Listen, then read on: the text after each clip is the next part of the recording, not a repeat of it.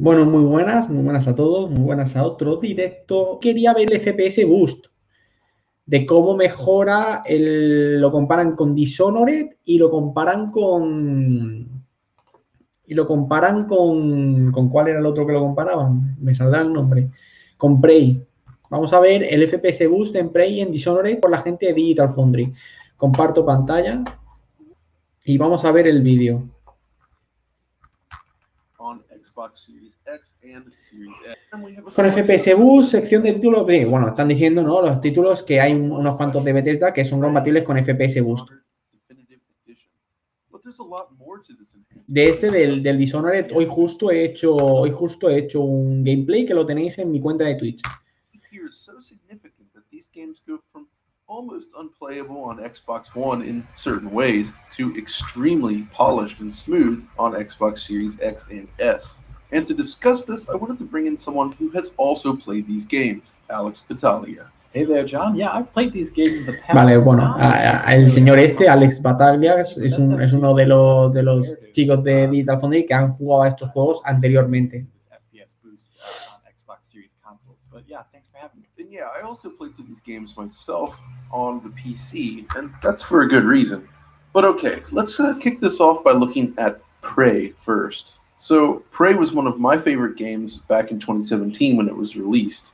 It's basically an immersive sim, a 0451 style game, very much in the mold of something like the System Shock titles. It was developed by Arcane Studios in Austin, and it's powered... Están hablando ahora del videojuego como tal. Nada así, o sea, ahora mismo no están diciendo nada respecto al rendimiento. The Cry engine, which is one of the reasons why Alex is here today, of course.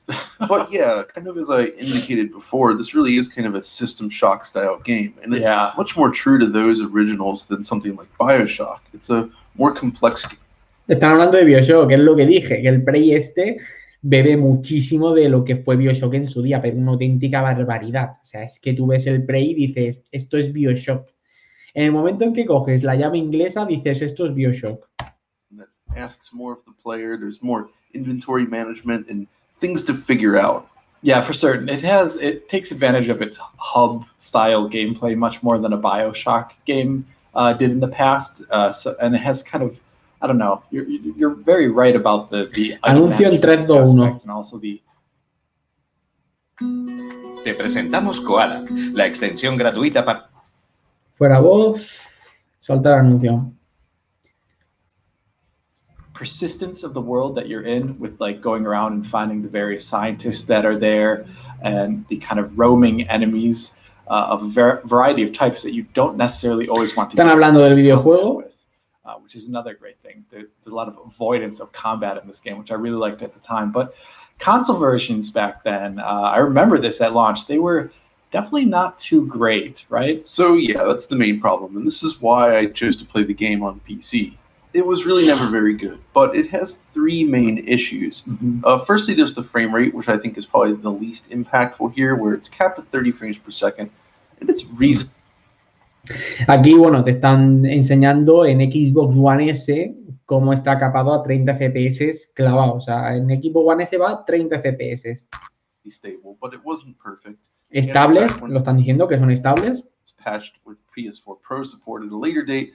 That version also had some new issues in regards to performance. Yeah. But the real issues, I think, tie into input latency and loading times. So at launch especially, the game had a lot of input lag issues. It was extremely unresponsive and difficult to play. It just didn't feel good to aim the camera or shoot at enemies.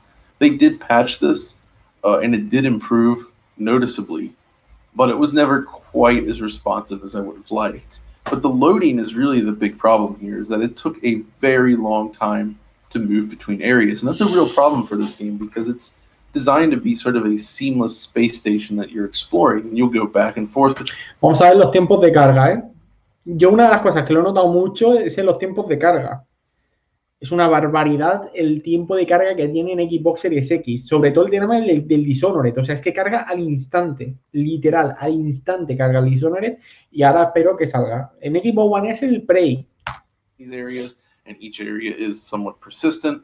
So when you're moving between the different zones, and it can take over a minute to do so, it sort of discourages you from wanting Más de un minuto están diciendo, ¿eh? to actually explore the space station. This would become a real problem in the late game too, where you would actually need to go back and forth between the different sections of the space station in rapid succession. So you might have to... 1 minuto y 15 segundos en One S, ¿eh? El Prey, 1 minuto y 15 segundazos que tarda. Deal with 4 or 5 different loading screens on the way to the next objective. Now, it did actually receive an Xbox One X patch, which boosted it up to 1440p, but it was still capped at 30, and the other problems were still an issue. So we're kind of... Están hablando de que cuando se actualizó a One X, el tema de los FPS no se tocó, funcionaba, seguía funcionando a 30 FPS, pero que la resolución subió a 1440p.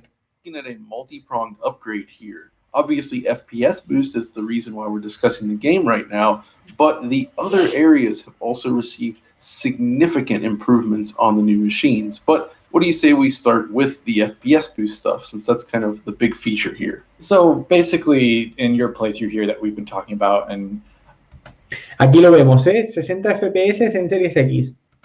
It's more or less a flat 60. No baja, o sea, es estable. Ya lo estamos viendo en la esquina. Estable. FPS here on both the Xbox Series X and Xbox Series S consoles. On Xbox Series En las X, dos, en Series X y en Series S. Along with the FPS boost here, it's playing out the game using the Xbox No One baja, X. De 60 es 60 clavado. Resolution profile at 1440p there, so you're looking at a CryEngine game at 1440p at 60 FPS, and with that kind of like frame coherence of 60 FPS and the AA solution that was used, this was using, I think, what was like SMA T2X at the time. It actually looks rather great from an anti-aliasing perspective on Series X. En combate, como siempre, baja un poco. Aquí ya estamos viendo que llega a 57 FPS, baja un poquito. En combate siempre se resiente en todos los juegos. A la que empiezas a combatir, disparos, alguna explosión o lo que sea, baja para abajo el tema de los FPS en cualquier juego. You were just showing me it's a rather modern looking game now at this kind of performance and visual profile coming together, frame rate and everything. Yeah, exactly, and that's kind of the main... De todas formas es muy estable, The FPS boost titles we've looked at thus far, aside from, I guess, new Super Lucky's Tale, they've only supported the original Xbox One, so you didn't get that boost. Whereas with Prey, this is actually a 1X enhanced game, so you get a higher resolution in addition to the boost in performance. Also, the 1X patch added things like screen space reflections and pushed out the draw distance of lights and stuff like that. So it looks noticeably better when running on Series X. But of course, as you would expect then, the Series S is just running the original Xbox One code path, which means those features are absent. But thankfully, it does still deliver a very stable 60 frames per second experience, only with those occasional tiny blips. Lo tienen puesto a una velocidad de 300 por, y, o sea, de 300% de velocidad aumentada, y es que no baja de los 60 FPS el videojuego.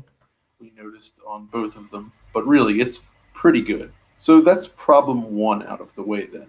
So the other two things, and honestly together I kind of feel like these things make the biggest difference here. The next one, I guess, is input latency.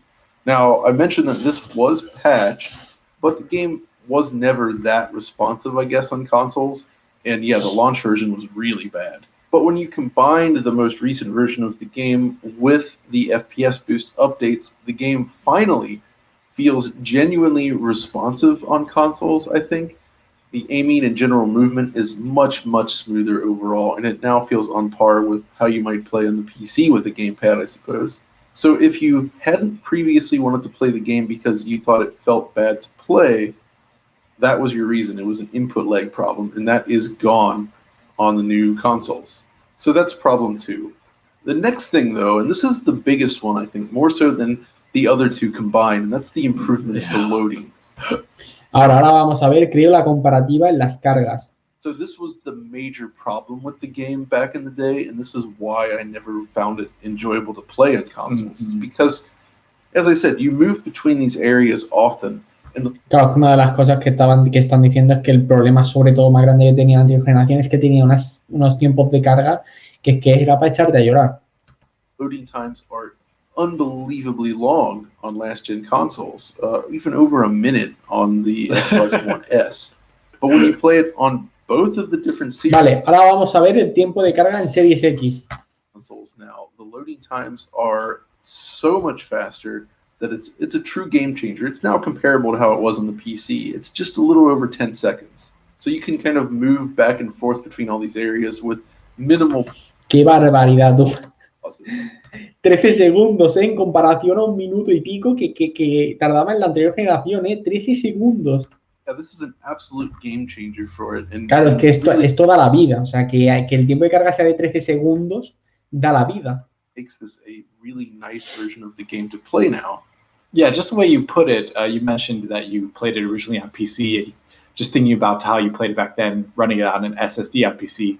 And this experience now, through the FPS boost, and also through the other aspects of backwards compatibility that are being applied here, 16 times AF, the improved loading, and all these other things, it's more or less like a upper mid-range PC experience now on Xbox Series X, especially, where it's 1440p 60. That's not exactly something every PC GPU can do out there.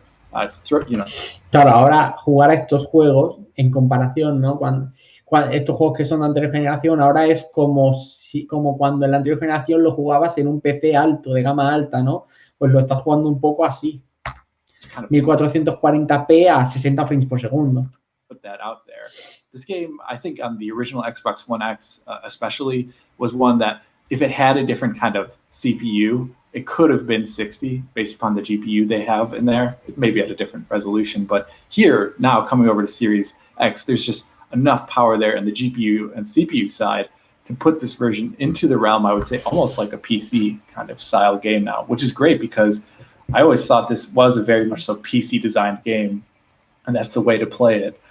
So this is kind of really excellent news for people who like this game that probably didn't get enough praise at the time when it came out, maybe due to some of these console version problems. Exactly. Which is to say that you too can experience one of our favorite games of 2017. Now, 2017, salió el Prey, que no me acordaba, 2017. On a console in a really nice condition, and I think that's really the key here.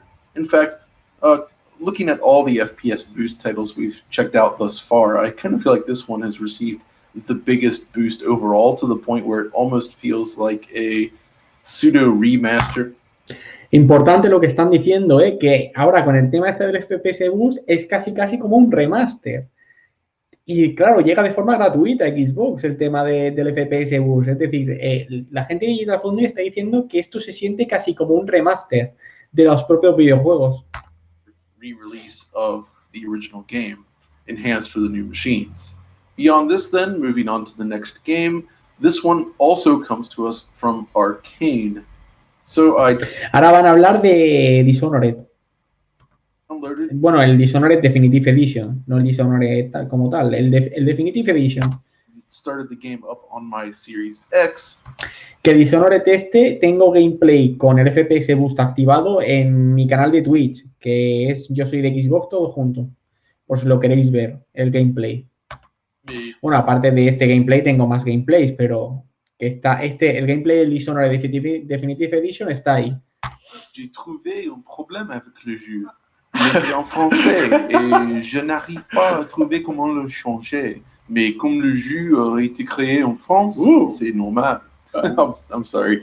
So yeah, the game is stuck in French on my Series X, and no adjustment of the settings anywhere seems to change this. I'm not really sure. Bueno, están haciendo chistes porque parece que tiene algún tipo de bug que el juego se le ha quedado en francés y no puede cambiarlo. O sea, tiene que jugarlo en francés. What's going on there? Because it's actually A mí no me ha pasado esto, O sea, yo lo he podido jugar bien en castellano. not that way on Series S or 1S or anything like that. So very weird way to kick things off. But like I say, it is a French-developed game, unlike Prey, which was developed in Austin, so it kind of works. Okay, so this game is interesting then, because it actually dates back to the PS3 and 360 era. Mira, porque claro, este es un juego, por así decirlo, es un juego de PlayStation 3 y de Xbox 360 que se lanzó luego a PlayStation 4 y a Xbox One con el tema del Definitive Edition, y ahora están haciendo el FPS Boost a la Xbox Series X y a la Xbox Series S, o sea, flipa.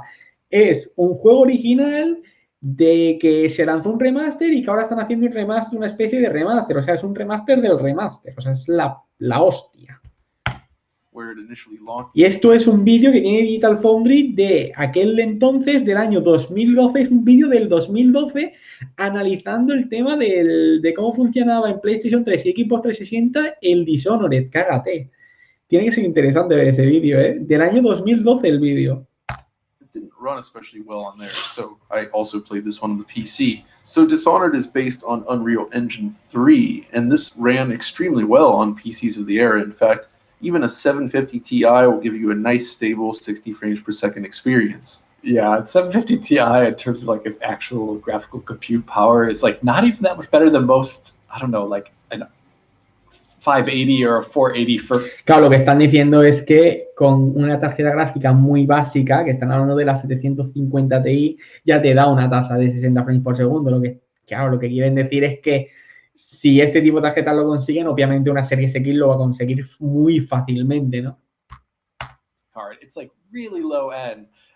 Pero bueno, hay que hacerlo, ¿no? Hay que al final no dejas de tener que actualizar un videojuego, molestarte en actualizarlo y que llegue a la consola a 60 frames por segundo. Tienes que hacerlo al final.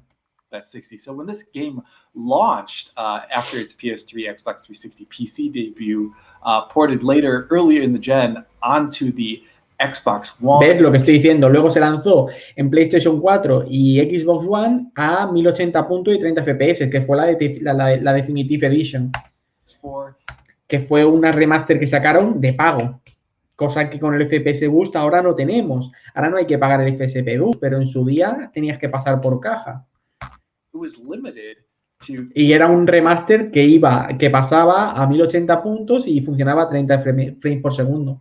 1080p 30, which at the time, after having played it on PC really easily at 60 FPS, it was kind of a, I don't know, that was kind of a big, that was the early in the generation. It was a big downer to play such an older generation game still at 30 FPS at the time. Yeah, I tend to agree. And this is kind of par for the course for some of those earlier Xbox One and PS4 conversions.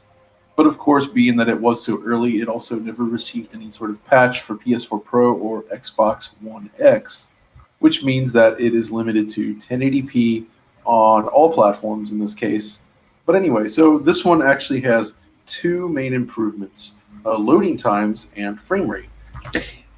Tiene dos mejoras, tiempos de carga y frames por segundo. Ya os digo yo que los tiempos de carga del puñetero Dishonored en Series X es una animalada, porque yo los he probado y es una auténtica animalada. O sea, es que es instantáneo el tema de los tiempos de carga en Series X, el tema del Dishonored. Since the main focus of this video is, of course, the FPS boost improvements, we should probably start there. And I guess this one's interesting because out of all the titles we've... Ya estamos viendo los 60 FPS en Series X. Estables. FPS boost. This is the first one that actually exhibits some minor issues. And these issues were also present on the original base console.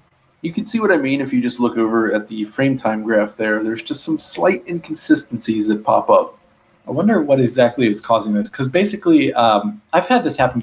No baja en ningún momento los 60 FPS, incluso teletransportándose y todo, no baja en ningún momento. 60 FPS estables. Or in a PC game recently, Horizon Zero Dawn, but John was just showing me kind of through it all, that you could notice minor dips and hitches occasionally associated with UI elements popping up on the screen. This is something that didn't happen in the PC version to my recollection at all. And I do wonder if this is kind of a legacy issue with the engine itself from the time for whatever they did on this original Xbox One version, or if it's something else, because this is so early in the Xbox One's lifetime that this is probably using the DX11 version of whatever kind of porting tools they had at the time. So I wonder what exactly the issue is here. Yeah, it's really weird. And yeah, you're right. It does happen a lot with the UI pops, but playing more, it does seem to just kind of happen when sort of moving between certain areas. So maybe it's an IO stutter or something like that. It's not really a big deal per se, but it's definitely something that I noticed just while playing, because you kind of get these little hitches as you make your way through the levels. And yeah, it's equally the case on Xbox Series S, which has, of course, the same exact issue as does, like I said, the original Xbox One S. So it does seem to be something that's endemic to this game specifically. Yeah. And it's something that the FPS boost technique can't actually fix. It could not possibly be a real CPU or GPU limitation given the massive amounts of quantity of processing power that Series X has above the original Xbox One, Precisely. I mean, that really shouldn't be an issue here. There's clearly something están hablando que no hay ningún problema a nivel de FPS. On internally with the game that's a problem. But at least, it's good enough, I'd say. The main thing, though, is actually the loading. And so I mentioned loading for Prey, but I think in Dishonored, it actually makes an even bigger difference. Because, the nature of this game is... Ahora van a hablar de los tiempos de carga del Dishonored. Ahora van a hablar de los tiempos de carga. Muy buenas, Manuel, muy buenas. ¿Qué tal? Bueno, ¿qué pasa? Pues aquí estamos comentando un poco el tema del FPS Boost en juegos como Dishonored y Play. Vamos a ver. Ahora van a hablar de los tiempos de carga. Espérate, que he abierto el Photoshop sin querer y ya lo que le faltaba a mi ordenador.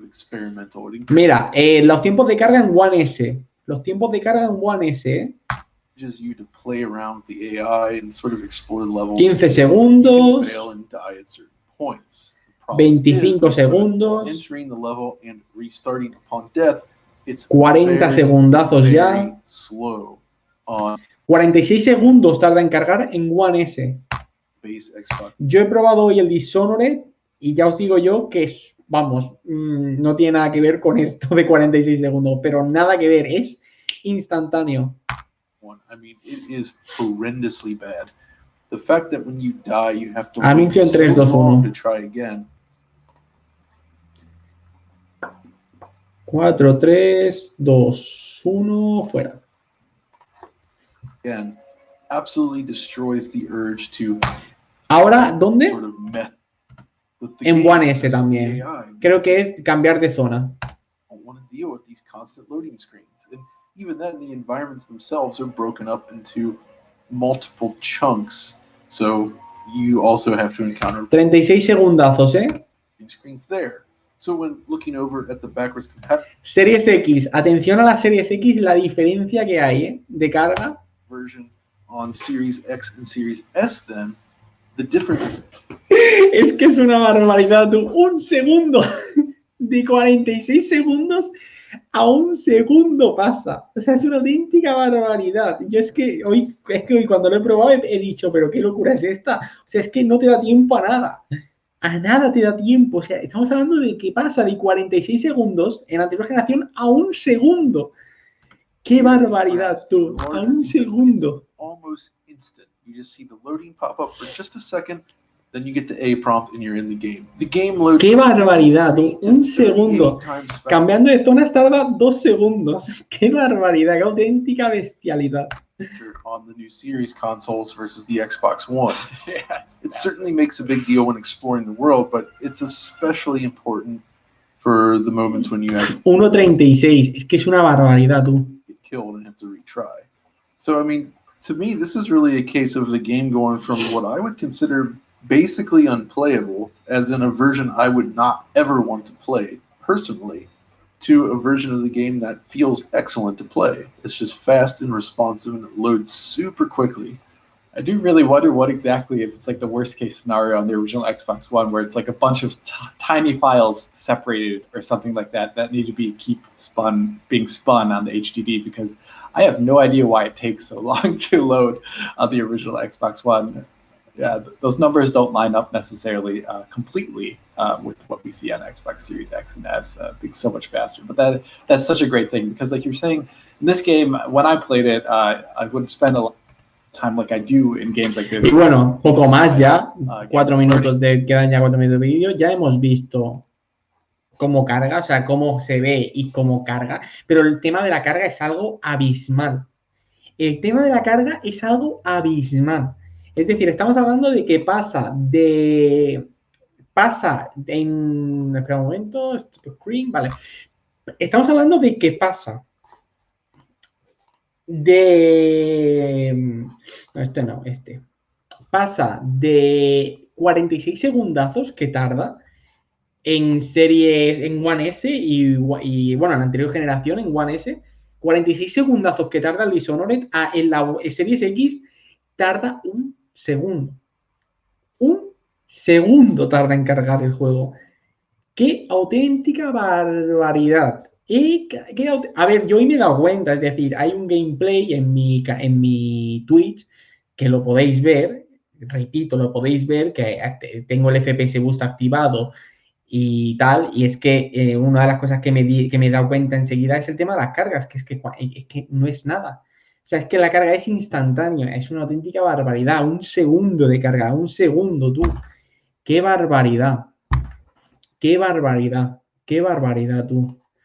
Efectivamente, lo que dice Manuel Jesús es que es una barbaridad y lo que queda, pero es que es una auténtica bestialidad. No entiendo nada, o sea, es una burrada, es una burrada.